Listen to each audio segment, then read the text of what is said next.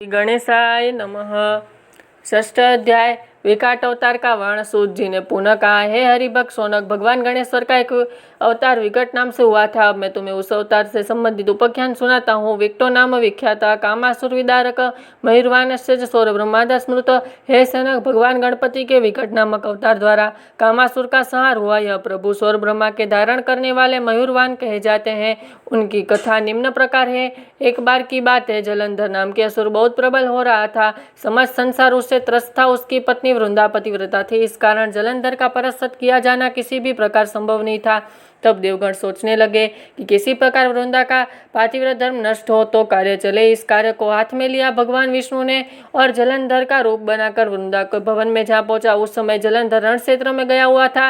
वृंदा ने विष्णु को पति रूप में देखकर उनका बड़ा सत्कार किया। उसका स्पर्श करते ही विष्णु को शुक्र तो गया, जिससे एक अत्यंत तेजस्वी असुर की उत्पत्ति हुई। असुर दृश्य की प्रेरणा से देते गुरु की सेवा में पहुंचा और उन्हें प्रणाम करे एक और खड़ा हो गया। फिर बोला, प्रभु मुझे शिष्य रूप में स्वीकार कीजिए। शुक्राचार्य बोले, तो कामातुरता के कारण उत्पन्न हुआ, इसलिए तेरा नाम कामासुर होगा। तो भगवान शंकर के पंचाक्षरी मंत्र नमः शिवाय का अनुष्ठान कर कामासुर का वर प्राप्त करना। कामासुर गोचरणों में प्रणाम कर निर्जन अरण्य में चला गया और आचार्य द्वारा बताई विधि से पंचाक्षरी मंत्र का जप पूर्वक शिव जी के प्रसन्न करने लगा। उसके कठोर तप से संतुष्ट हुए देवाधिदेव महादेव प्रकट हो गए। उनके दर्शन से कृतार्थ हुए कामासुर ने उन्हें प्रणाम कर स्तवन किया। फिर विनय युक्त वचनों से बोला, सुतोष प्रभु, आपने आज मुझे कृतार्थ कर दिया है। नाथ, मैं आपके चरणों की श्रद्ध भक्ति की याचना करता हूँ। शिव जी बोले, वह तो तुझे सहज ही प्राप्त हो गई। वत्स, सब तेरा अन्य अभिष्ट वर भी मांग ले। मेरे लिए अपने भक्त की अभिलाषा पूर्ण करने में दे कुछ भी नहीं है। कामासुर ने हर्षपूर्वक निवेदन किया, नाथ, मैं समस्त ब्रह्मांड को अपने अधीन करना चाहता हूँ, इसलिए आप अभी वर दे जिससे मैं त्रैलोकेश्वरी बन सकूं और मृत्यु को भी जीत लूं और मुझे कभी किसी का भय विचलित न कर पावे।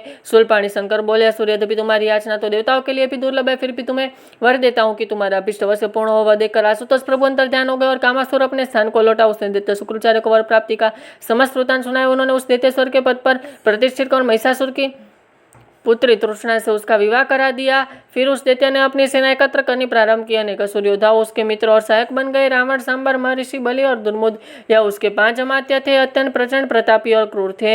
इनके सामने आने से बड़े बड़े सुरवीर भी डरते थे। कामासुर प्राय सदैव ही इन्हें अपने पास रखता था। असुर ने एक सुंदर एवं श्रेष्ठ दुर्ग बनवाकर उसका नाम रतित रखा। यहाँ बहुत बड़ी बस्ती पड़ गई थी और सब प्रकार की सामग्री उपलब्ध करने की दृष्टि से उन्होंने अनेक भव्य बाजार भी बनाए गए थे। कामासुर ने इसी नगरी को अपनी राजधानी बनाया। अब उन्हें राज्य का विस्तार करने की दृष्टि से पृथ्वी के राजाओं को वशीभूत कर लिया। फिर स्वर्ग और पाताल पर भी अधिकार कर लिया। अनेक अंकुश शासन में धर्म का सर्वत्र लोप तथा झूठ, चोरी, छल, कपट, अपहरण आदि का बोलबाला हो गया। उपस्थित विपत्ति से छुटकारा पाने के लिए गोपनीय स्थान पर देवताओं की सभा जोड़ी थी। उस अवतार पर देशाटन करते हुए महर्षि मृदगल भी वहां आ गए। देवताओं ने उनका अर्घ्य प्रत्यभि से पूजन कर निवेदन किया, प्रभु हम तो दुखित हो रहे हैं, कृपा कामासुर के संहार का कोई उपाय बताने का कष्ट कीजिए। महर्षि ने कुछ देर विचार किया और फिर बोले, देवगण, मैं आपको असुर के विनाश का एक अमोघ उपाय बताता हूँ। वशिष्ठ क्षेत्र मयूरेश्वर है न, वहां जाकर भगवान गणेश्वर की प्रसन्नता के लिए तपस्या करो। वे प्रभु तुम्हारे संकट अवश्य दूर करेंगे। देवताओं ने महर्षि द्वारा बताई गई विधि से गणेश्वर की पूजा कर उनकी उपासना की, जिससे प्रसन्न होकर मयूरवान गणराज ने उन्हें दर्शन दिया और बोले, घबराओ मत, मैं कामासुर को पराजित कर तुम्हारा अभिष्ट पूर्ण करूंगा। कामासुर का आत्मसमर्पण।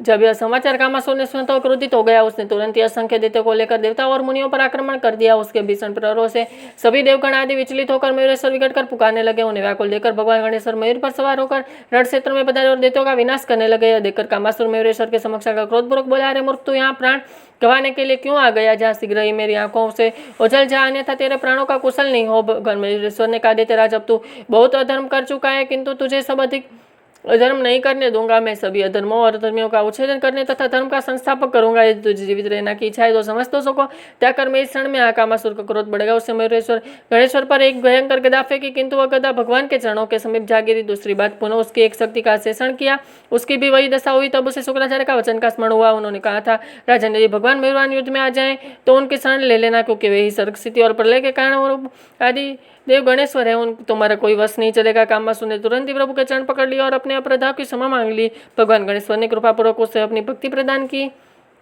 जय श्री गणेश।